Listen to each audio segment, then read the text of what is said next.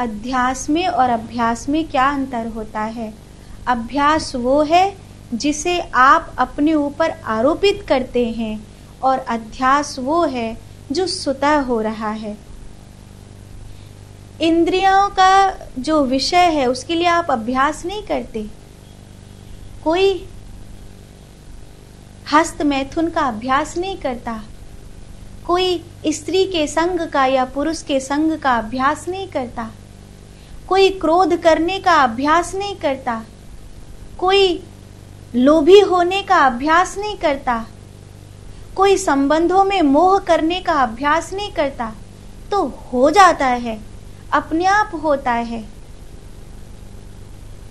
अपने आप। अगर ये संसार देता होता तो एक पुरुष को जंगल में छोड़ दो जन्म के साथ ही, और उसे कुछ भी ऐसा मत दिखाओ जिससे उसको क्रोध आवे या वासना पैदा हो या लोभ हो या मोह हो, फिर भी उसके शरीर में समय समय पर हर एक सेंसेशन इंद्रियों में उत्पन्न होगा। पशुओं के भीतर भी होता है, मनुष्यों के भीतर भी होता है। ये कोई पाप नहीं है, ये तो सृष्टि का, प्रकृति का नियम है कि एक उम्र होने पर हर चीज उत्पन्न होगी। कभी कभी संसार के अतिरेक में उम्र से पहले भी उत्पन्न हो सकती है, कई बार संसार का अतिरेक ना हो, आध्यात्मिक वातावरण हो, तो हो सकता है कि एक उम्र के बाद लंबे समय पर हो, पर संसेशन तो होता है, चाहे वो देह का हो या इंद्रियों का हो। ये सब जो अनात्मा में जीव की, जो अहम भाव की, जो मम भाव की स्थितियां हैं, ये अध्यास कभी रुकता नहीं, ये तो होता ही है। विद्वान पुरुष को चाहिए आत्मनिष्ठा के द्वारा इसे निरंतर दूर करने का प्रयास करे, आत्मनिष्ठा के द्वारा इसे निरंतर दूर करने का प्रयास करे। जैसे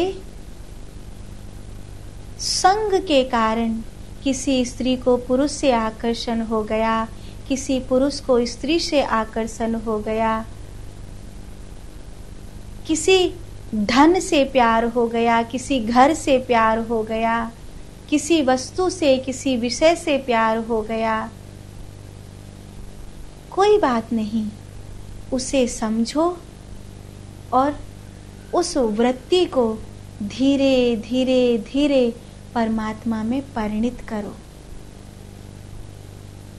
नाम स्मरण के द्वारा, ध्यान के द्वारा, गुरु के संग के द्वारा, स्वाध्याय के द्वारा, यम नियम के द्वारा अगर तुम स्वयं को जीतोगे।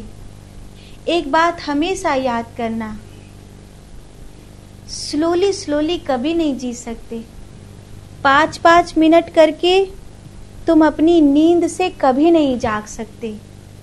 इसीलिए वेद का वाक्य है, उत्तिष्ठ जागृत प्राप्त बोध वराननः, अर्थात उठो, जागो और आत्मज्ञान को प्राप्त करो।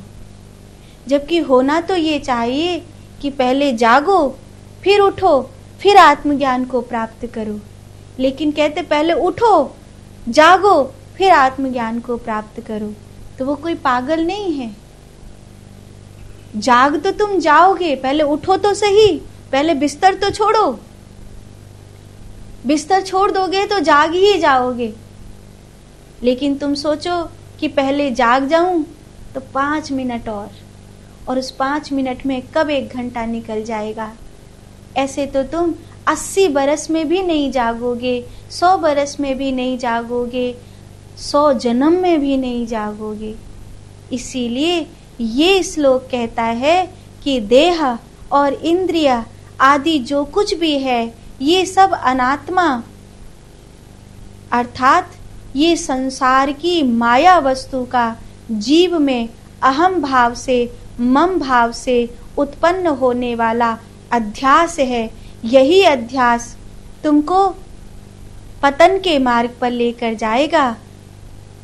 अतः विद्वान पुरुष को चाहिए कि वो आत्मनिष्ठा के द्वारा इस अध्यास से दूर हो और ब्रह्म ज्ञान के भाव का अभ्यास करे। अध्यास से दूर होना है तो ध्यान का अभ्यास करो, नाम जप का अभ्यास करो, ठाकुर जी की सेवा उपासना का अभ्यास करो, ज्ञान मार्ग से चलो, कर्म मार्ग से चलो, वैराग्य के मार्ग से चलो, योग के मार्ग से चलो, भक्ति के मार्ग से चलो, जिस मार्ग से चलना है उस मार्ग से चलो, पर उत्तिष्ठ, पहले चलना शुरू करो। जागृत, बाद में जाग जाओगे। फिर प्राप्त बोध बरानना।